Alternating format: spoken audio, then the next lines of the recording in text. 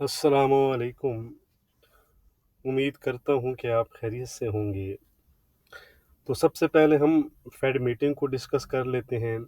As expected और as per our forecast Fed ने जो रेट्स को है अनचेंज ही रखा, किसी किस्म का रेट कट या रेट हाइक नहीं किया।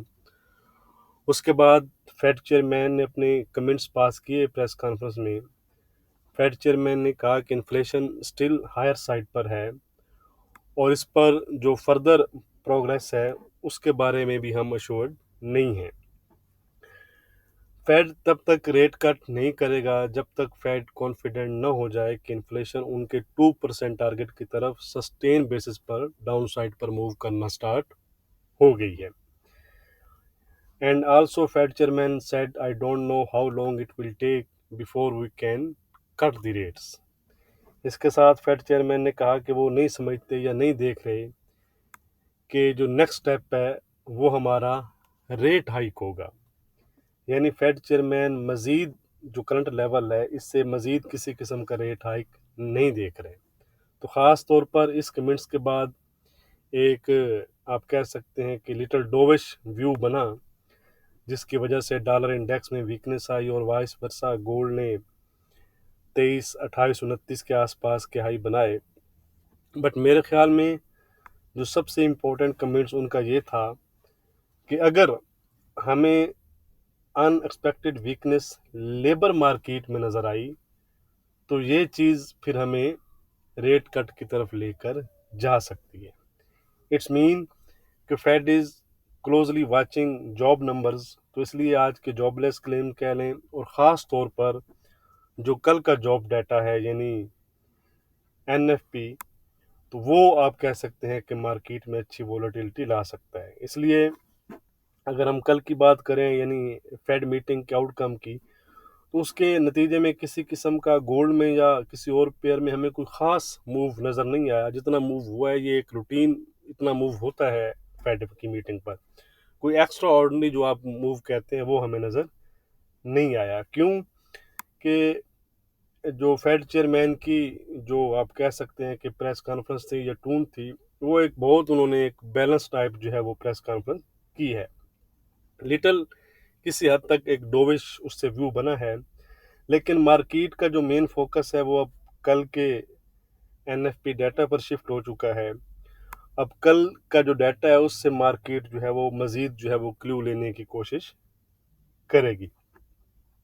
आज इंट्राडे के लिहाज से आज जस्ट यूएस के जॉबलेस नंबर्स हैं, तो उनका ख्याल रखिएगा। ओवरऑल गोल्ड का जो इन्हिसार है वो डॉलर इंडेक्स और यूएस की बॉन्ड यील्ड्स पर ही रहेगा। अगर यूएस की बॉन्ड यील्ड दोबारा से ट्रैक्शन पकड़ती हैं तो वो डॉलर को भी लिफ्ट करेंगी और ये चीज़ गोल्ड के लिए नेगेटिव होगी।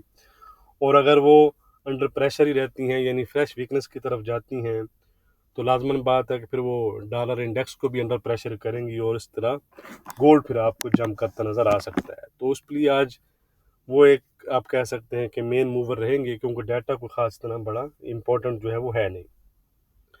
तो चलते हैं चार्ट की जानिब। गोल्ड इस वक्त 2315 के आसपास ट्रेड कर रहा है।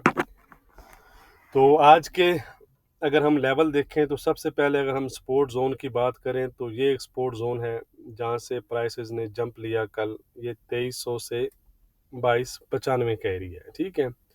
लेकिन अगर हम क्लोजिंग बेस पर देखें तो पिन पॉइंट जो लेवल मेरे पास आ रहा है ये 2299.45 है, ठीक है। यानी आप कह सकते हैं कि तकरीबन 2300 का एरिया, ठीक है। तो 2300 के बिलो अगर कैंडल क्लोज होती है तो गोल्ड दोबारा से 2290 और 2280 की तरफ जा सकती है।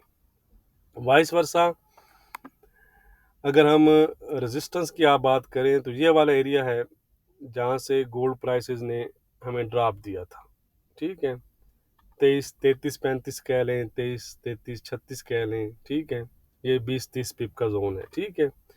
अगर आप देखें ना ये यहाँ से मार्केट ने एक आप कह सकते हैं कि क्रैश आया था, अगर आपको याद हो मंडे को था आई थिंक।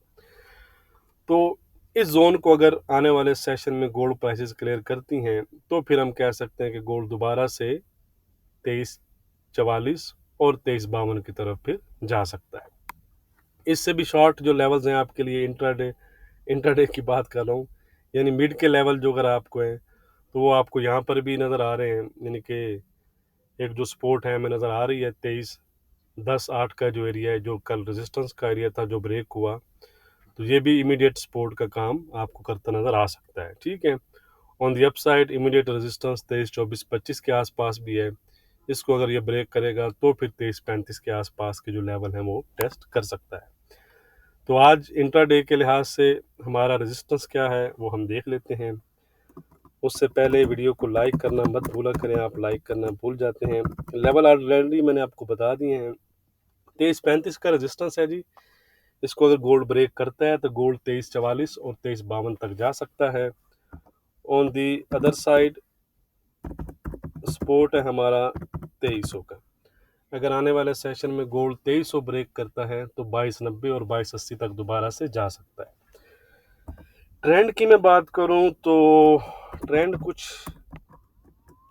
आप कह सकते हैं कि क्लियर नहीं लग रहा मुझे, तो फ्लैट टू पॉजिटिव मैं लिख रहा हूं किसी हद तक। ठीक है जी, अगर ये 2300 से ऊपर सस्टेन करता है तो फिर ये आप कह सकते हैं कि दोबारा से हमें 2320 2330 के एरियाज दिखा सकता है। ठीक है, अब हम चलते हैं जी सिल्वर की जानिब। यह है जी सिल्वर, कल तकरीबन 2698-97 तक चली गई थी, फिलहाल 2654 के आसपास जो है वो ट्रेड कर रही है। तो आज का रेजिस्टेंस है 27 राउंड फिगर का, सपोर्ट है 26-25 की। इसका ट्रेंड फिलहाल फ्लैट है। ठीक है जी,